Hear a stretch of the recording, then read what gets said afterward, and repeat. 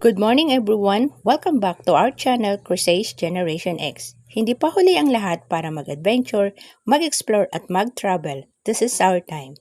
Sa mga campers na naghahanap ng beach camp na may kaunting extreme off-road challenge, para sa inyo ito.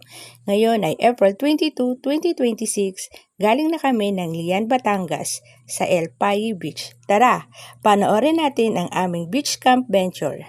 Matatagpuan ang Lian, Batangas sa timog kanlurang bahagi ng probinsya ng Batangas. Malapit lang sa hangganan ng Cavite at katabi ng bayan ng Nasugbo. Kilala ang lugar na ito bilang tahanan ng mga magagandang dalampasigan. Isa na rito ang sikat na Matabungkay Beach at syempre ang pupuntahan natin ngayon ang El Payo Beach. Kilala ito sa malinaw na tubig, mapuputing buhangin at napakagandang tanawin lalo na tuwing paglubog ng araw. Mula Maynila, inaabot lang ng 2 hanggang 3 oras ang biyahe depende sa daloy ng trapiko. Isang perpektong lugar para sa maikling bakasyon, mag-camp at pagtakas sa ingay ng syudad. Bago kami makarating sa camp, isang stopover muna sa isang grocery store para sa aming pika-pika at drinks. Bago kami tuluyang makarating sa aming camp, isang stopover dito sa kainan para sa aming lunch dahil tanghali na nang kami ay umalis ng Metro Manila. Mga 30 minutes bago kami makarating sa campsite, nagsimula ang aming biyahe sa isang banayad na daan. Habang papalapit kami, unti-unting nagkaroon ng challenge ang daanan. Hindi namin nakalain na may madadaanan pala kami konting extreme off-road challenge na paborito talaga ng mga 4x4 at mga adventure vehicles.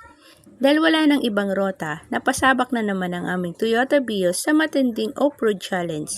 Buti na lang, kinaya naman ng unit. Wala nang choice kundi lakasan ng loob at pagtiyagaan. Kailangan kayanin para makarating sa destinasyon.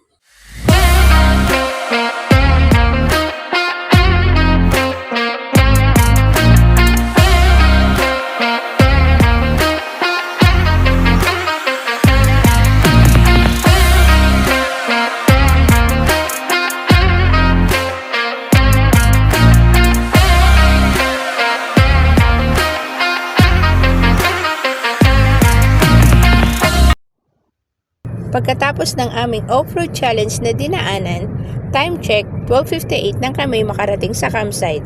Agad naman kaming sinalubong at inisikaso ni Jason ng aming contact person.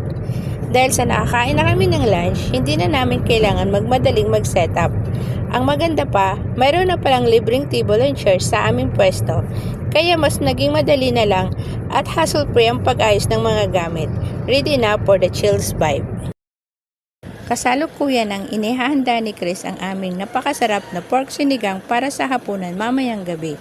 Pero teka, habang abala siya sa pagluluto, bigla kaming nakarinig ng sigaw mula sa dagat. Isang bangkero ang dumaan at nagbebenta ng sariwang huling isda. Agad kaming napabili at hindi lang yan, nakakuha pa kami ng sariwang pusit na perfectong iihawin. At dahil sa excitement guys, hindi na naman namin ito na videohan. Mga boss, tuturuan ko kayo paano magsiga ng huling na walang ibang gamit kundi mantika lang sa tissue. Effective to mga boss, ito na gagawin. Dreams on pause, just getting by. Life moved fast, they slipped away. Responsibility showed us the way.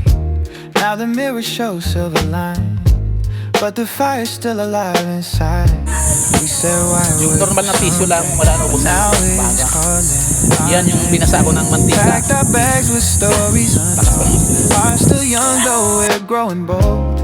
Every road feels brand new again. This is where the living begins. This is Crusades Genetics. Rise we roam, finding freedom far from home. Campfire nights under open skies, living dreams we left behind. Crusades Genetics, feel the vibe. It's never too late to feel alive. We travel light but our souls are. Ngayon, pag-usapan natin ang pinakabagong venue ng aming camping escape, ang El Payo Beach sa Lian, Batangas. Kung naghahanap ka ng perpektong lugar para takasan ng ingay ng syudad at makipag-ugnayan sa kalikasan, ito na yon. Ang El Payo Beach ay isang beachfront campsite na kilala sa malaparaisong tanawin, lalo na ang mga sunset dito sadyang nakakamangha. Isa sa pinakamaganda dito ay ang car camping setup nila. Oo, tama ang narinig nyo. Pwede kayo mag-setup ng tent katabi mismo ng iyong sasakyan. Kaya sobrang convenient, lalo na kung marami kayong dalang gamit. Pero bago ka magplano, take note, ang daan papunta rito ay may adventure factor. May madadaanan kang rough road na aabutin ng 15 to 20 minutes mula sa highway. Kaya kung mahilig ka sa off-roading, dagdag thrill yan. Ang maganda rito, pet-friendly. Pwede mong isama ang iyong mga 4 babies at pati ang mga bata at senior citizen mag-i-enjoy din. Malayo sa crowded na beaches, lalo na kapag weekdays, nakaka-chill talaga. Mag-bonfire, mag-swimming o simply mag-stargazing sa gabi. May mga available ding kubo, cottage o transit room kung ayaw mo mag-tent. May mga facilities din silang ino-offer tulad ng table and chair, griller, at may mga contact person ka pang pwedeng lapitan. Para sa inquiries at booking, i-check nyo lang ang kanilang Facebook page because strictly by reservation sila. At para sa mga concern sa power, may kuryente dito, kaya siguraduhin lang na magdala ka ng mahabang extension cord para abot sa iyong tent o pwesto.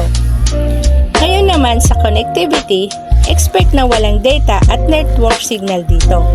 Ito talaga ang lugar para mag-unplug. Pero kung kailangan mo talagang kumonekta, good news, meron silang piso wifi, kaya hindi ka rin totally isolated. Pero tulad ng bawat adventure, may consideration din.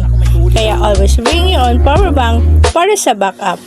At syempre, ang pinaka-importante, respeto natin ang kalikasan, dalhin pa uwi ang lahat ng basura. Kaya kung ready ka na sa isang unplugged experience with touch of adventure at convenient na car camping, ang Empire Beach sa Liam, Batangas ay worth it na explore. Tara na at mag-enjoy sa ganda ng Pilipinas.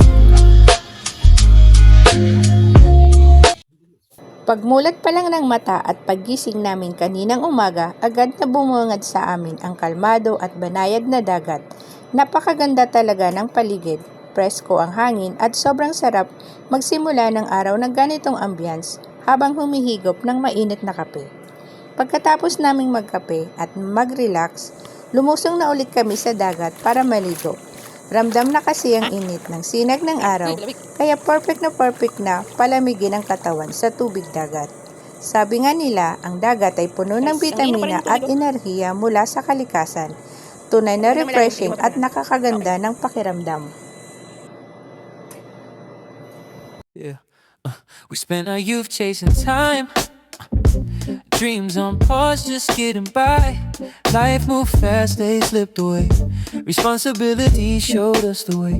Now the mirror shows silver lines, but the fire's still alive inside. We said, why wait for someday when now is calling our name? Packed our bags with stories untold. Hearts still young, though we're growing bold. Every road feels brand new again.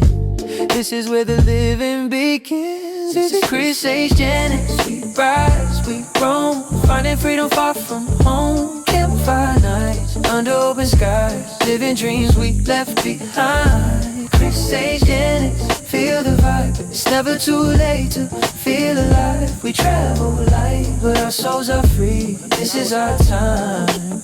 This is Chris H. Jennings. From city lights to mountain air, different paths but we're always there.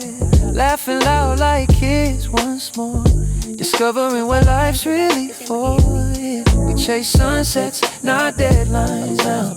Learning how to slow it down. Every step's a victory, yeah. Every mile of memory. We're not done, we just begun.